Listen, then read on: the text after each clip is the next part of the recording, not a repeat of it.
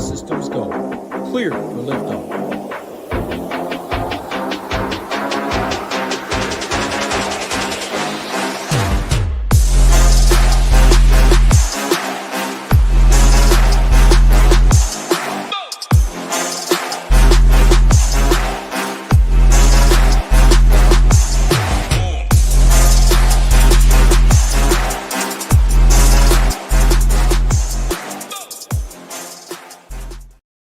We are back. We are live. Round 3 showdown, Cadillac Championship. A little earlier than we had planned for. Something came up. Got to live a little bit. Have the weekend ahead of us. I hope you guys are having a nice weekend as well.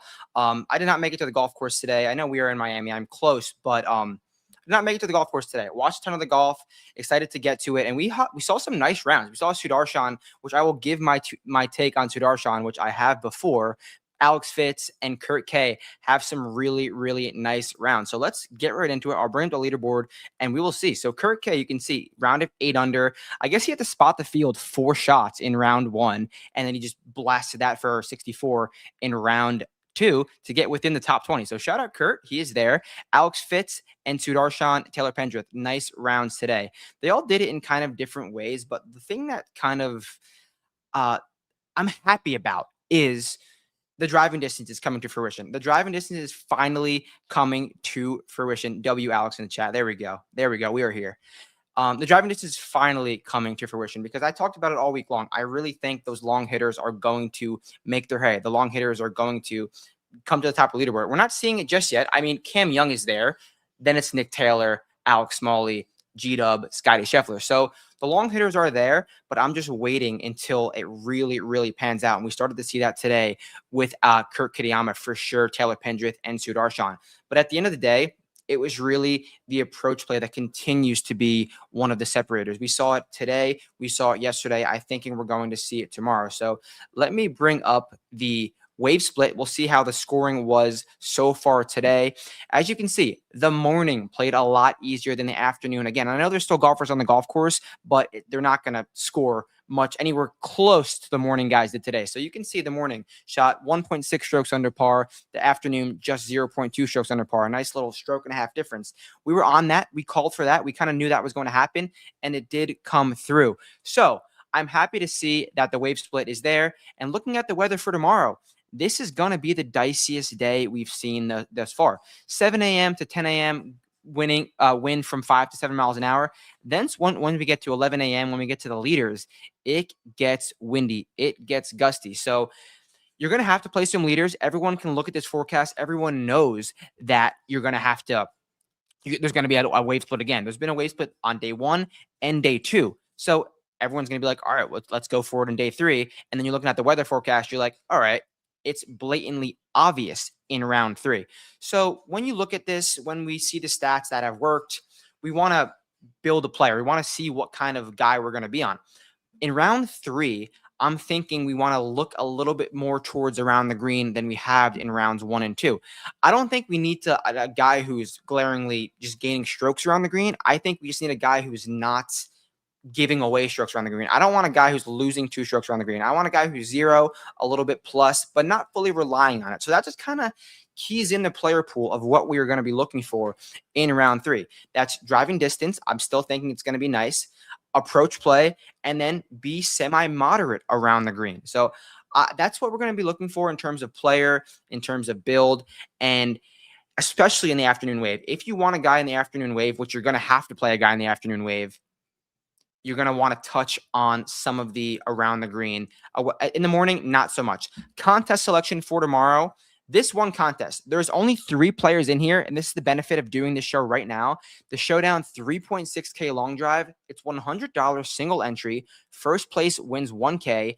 9th place wins $150. So this pays out a nice percentage. Like 9 players get paid out, and there's only 40 entries. If you can get in this contest, you have a nice chance of beating 30 guys, beating 40 guys. Like you can easily win a rack tomorrow if you get in this contest in time. So this is sure my favorite contest of the slate tomorrow. So I know it's only 6:05 p.m. I don't know when you're watching this, but if you can get in this in this contest very soon, I think it's going to be a great a great chance to win tomorrow. So before we look at players for tomorrow, for round 3, I want to touch on some things we saw today. Look at the Stone. The Stone highlighted Sudarshan for us today. The Stone literally said, play Sudarshan. You don't have to do any work. So between that Stone, between my slate plan, we had Posty.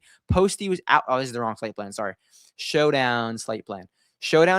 Posty out and running this morning. He was, I already erased it for tomorrow. But this morning he was 5 under through 5, I believe. I was like, are we going to break the slate with like a $6,900 JT Poston? And then he kind of teared off towards the end. But this is going to be filled out in the next hour. The Stone's going to be up in the next 2 hours, and the projections will be up in the next hour. So I will put that banner up. That banner, code BOOTS. You use that code BOOTS. You get 10% off. You get everything that I'm saying for free here. You get the projections for free. You get boots for Quail Hollow next week for free. All for free. Use the code BOOTS. Join us. Help me help you. So next thing we're going to look at is some players. We're going to look at some stats, see who's doing what, and who we want to play in round 3. So I'm going to pull up the full tournament stats. And like I said, we're looking for driving distance. We're looking for approach. And if you're going out later than 11 p.m., we're going to look for some around the green play. Cameron Young is currently 5-shot lead, and he hit the green. I need Scotty Scheffler to start bucking up. Cole, did Scotty hit a good shot? Is he in play? Cole, yeah, Scotty's got, I think, a putt for birdie on 17. But we have a few holes left. All right, so let's look. You have my screen. My screen is up. We have some guys that we're looking for. So like I said, driving distance, approach, and don't be a liability around the green. So let's go right here. Driving distance. These L guys. It kind of already is coming to fruition. You can see that 3 out of the top 5 guys on the leaderboard are long. So Taylor Pendrith, long, gaining 1.6 strokes on approach, and he's not alive. It's not the best around the green play. Maybe we're gonna go away from Taylor Pendrith tomorrow. Christopher Wrighton, long, gaining a stroke on approach, and gaining 1 stroke around the green. Those are 3 boxes checked right there. Cam Young, although he's leading, he's doing what we're asking, and like he is 5 under on the day. Another great round. Kurt Kitayama, he's not really being a liability around the green. He's just losing 0.2 strokes, gaining on approach. Why can't he have another nuke round tomorrow? I will say, this is time for the Sudarshan take. My thing with him is he's a great player. He can do his nice little thing. But when he gets under the gun, when he gets under the lights, he cannot handle the heat. And we saw that today. He got to 9 under today? And then he finished double bogey coming in. Once he gets into contention, he feels the pressure. And I don't think that's a bad take. I think it's going to happen tomorrow. So I don't want to play Sudarshan off of a round of near like course record tomorrow. I would go down to not Minwoo Lee. He's not checking the boxes we're looking for. Ryan Fox is surely checking the boxes we were looking for. Long off the tee. Gaining in approach. He's not gaining a ton on approach, but he's gaining, and he's gaining around the green. He's going to go out in the later wave, at least more towards the later wave, and have to deal with some of those wins. Let's find 2 more guys, and then we'll get to the one player that I am on and other stuff. You know, the fun stuff that we like to talk about. Michael Thorbjornsen, gaining on approach, barely losing around the green, and he's long. So I do not mind that profile at all from Michael Thorbjornsen. We kind of touched on him yesterday, but I definitely don't mind him. So one more golfer that I'll touch on before we get to the player that I'm on. And as always, the song of the day, because we have to do the song of the day. I got to think of it today. But look at this guy right here. It's not the player that I'm on. It's someone that we played yesterday. It's Adam Scott. So Adam Scott, where is he? Today, he's currently 2 under with a few holes left. He's doing things okay. The putter is just really, really bad. The putter is really, really, really bad, which is kind of a concern for Adam Scott. So I don't love what he did today, but it's like I feel like he could just have that one pop round like he did at Riviera. But I'm not going to waste any more time. I'm going to get to the one golfer that I am on. And he might not fit the exact profile that I've been saying and that I've been touching on in this show, but the one golfer that I'm on is Pearson Cootie. Pearson Cootie. He's currently in a tie for 42, tie for 42nd. He's coming out in the morning, at least close to the morning. But look at this profile. He's long. He's losing 2.5 strokes on approach. But what he's been doing on approach has been special. And I've been seeing great approach things from him when I was out there. He's coming off of the best approach week of his career. I just think I know we're looking for good approach, but he's got the distance. I'm not worried about the around the green because he's going out in the morning. The approach, I think, is going to turn back in the right direction. He just gained 9 strokes on approach in his last start. I do not think this is going to keep going red. I think this is going to turn green. So Pearson Cootie is the one golfer that I am on.